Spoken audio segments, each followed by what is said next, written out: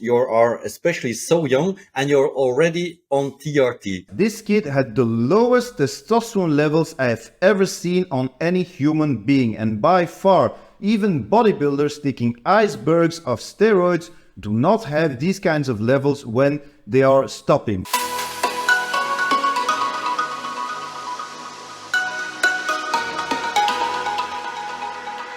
What's up folks, it's Uranus from Brussels. Welcome to another video. Today we'll be discussing a rather special and unique case of a teenager who started doctors prescribed testosterone replacement therapy at the age of just 17. Now the podcast aired a couple of weeks ago on one of my fellow Belgium's TRT and Hormone Optimization channel. So I'll show you a couple of fragments from the video and we'll learn what happened and what actually should have happened in my opinion. Now I have to apologize, the recording was done with a microphone from wish.com, but we still get the general idea. Now how the hell could a 17-year-old land on lifelong doctors prescribed testosterone replacement therapy? Let's find out. I can already tell you the doctors took the wrong decisions here. Alright, c'est parti. Alright, so 17 years old. Alright, so the reason why I love to hear your story is because you are especially so young and you're already on TRT. So share your story with us. I think I went through a period of my life where I kind of lost control.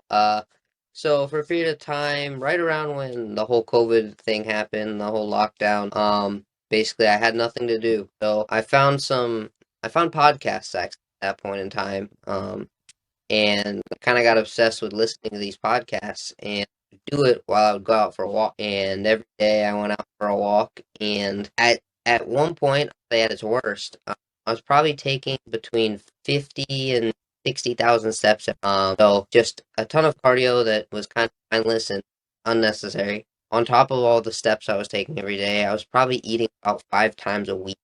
5 times per week, holy hell, I eat between 6 and 7 times per day. On 5 times per week, I would literally lose the will to live. So to summarize, because the quality of the recording is not optimal, the kid got bored during the COVID lockdown. Most people played Cyberpunk, worked out in their garden and smoked weed, but Calvin decided to listen to some podcasts about the potential benefits of doing cardio and fasting. So he started walking 50,000 to 70,000 steps per day. That is an absurd amount of cardio every single day. That equals to about a marathon every single day. And on top of that, he started to eat only 5 times per week. So there were 2 days where he simply just wasn't eating. Now you don't need a degree to understand that with this kind of extremity, bad things are going to happen. What do you think is going to happen to your testosterone levels when you do this to yourself?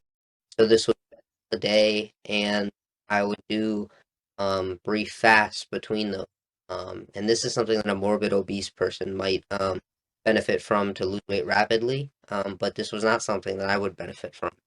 And I got down to about 109 pounds, and for reference, about 5'8", 5'9", and at the time I was, I believe, so right around that stage of hitting puberty. I would personally never recommend fasting to a morbidly obese person to lose weight. That is a one-way ticket to frustration, being hungry all the time and giving up. You slowly decrease the calories and progressively lose the weight. You find a diet and a workout plan that you can stick to. Otherwise, you're gonna lose the weight and then you're gonna gain all of it back. Eating 5 times per week for a person that is overweight, it's never gonna freaking work. Do you know an obese or a morbidly obese person that lost a significant amount of weight and kept it off after eating 5 times per week? Because I seriously don't. But that's off topic. Now, the kid was 109 pounds for 5'9", 5 feet 9. That is severely underweight for his size and his age, to the point where this will have consequences on your health and on your hormones. Your body is in starvation mode and your HPTA is shutting down.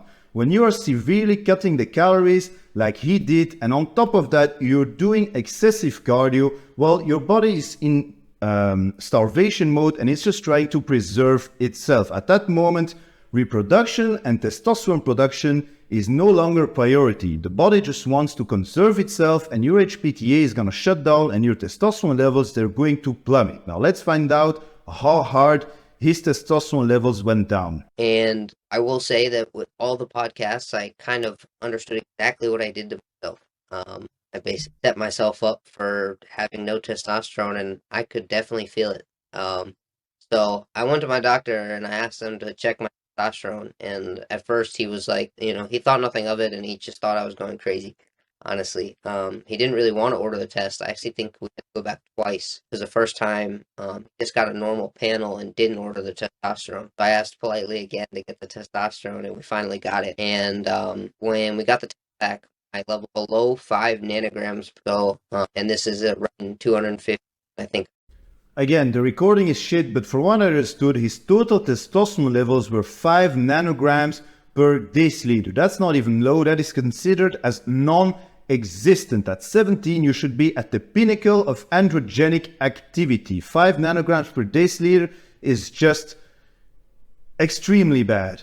So it was definitely pretty bad. And so we went to the endocrinologist and got the prescription immediately, pretty much. And I've been taking, right off the bat, we started with 50 milligrams once a month.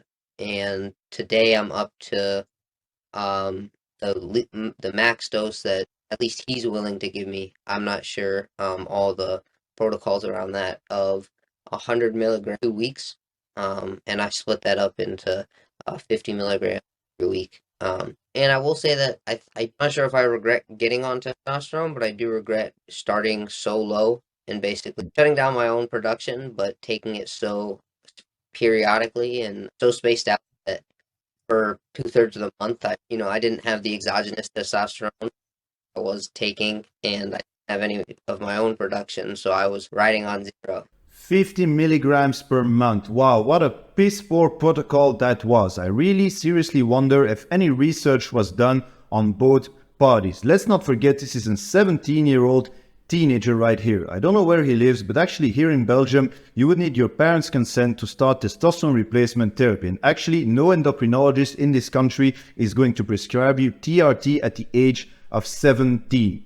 So what should have happened instead of the idiocies you just heard? First of all, this kid needed and probably still needs today mental health assistance. Obviously, this is someone with pre-existing conditions and obsessive behaviors on top of extreme body dysmorphia. I'm not judging. I also don't have all my balls screwed right well in up there, and counseling can actually really help and be beneficial, especially for someone like him that has obsessive behaviors. Now, I checked his social media out, and the kid actually thought that he was overweight before starting his experiment. He thought he was overweight while he was actually borderline underweight, and then he went full-blown anorexic. This is what happens these days with kids on social media thinking that this shit is actually reality. So first things first, get his mind back where it's supposed to be at 17.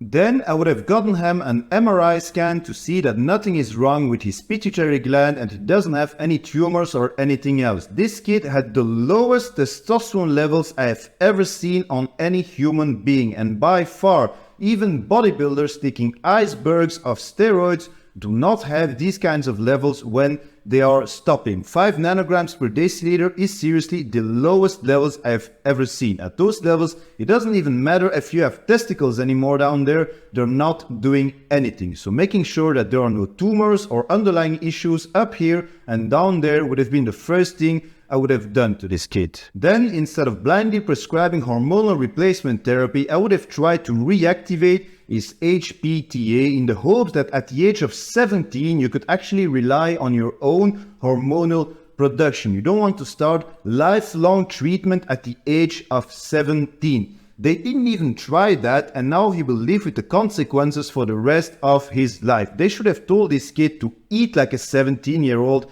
get in a caloric surplus for a couple of months and see if his pituitary gland can actually recover. You don't want to take that decision at 17 and be on injections for the rest of his life. So perhaps Clomid could have been a good alternative to reactivate his system. Perhaps HCG could have been used. Perhaps Nolvadex, but none of these options were even explored. It's just really sad for me to hear this. They started him on 50 milligrams per month. That's basically worse than before starting TRT. You're going to have a slight increase in testosterone levels the first week, and then you completely crash back to zero. We're talking about a kid still going through puberty, and you need constantly good androgen levels in your body to develop properly, and you do not want to interrupt that process while it's still going on. Then they switch him to 100 milligrams every 2 weeks. Still totally inadequate. His levels are a little bit better, but he's still borderline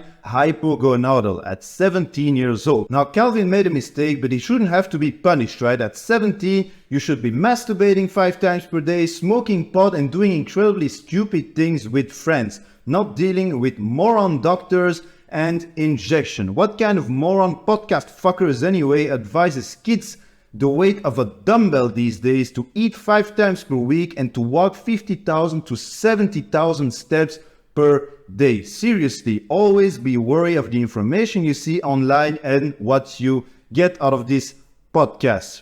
I seriously hope that his parents or himself, when he's turning 18, they're still going to take a step back and try to reactivate his HPTA by using Clomid or other medications to see if he can come off the TRT and actually rely on his own hormonal production alongside the lifestyle, the diet changes, and so on. You're 17, you need to fucking eat, man. So what do you guys think about Calvin's case? Do you agree with my assessment? Were they way too quick to put him on TRT? Let me know in the comments. I would also like to thank Steven from the TRT and Hormone Optimization channel for putting out this video and bringing awareness to this issue.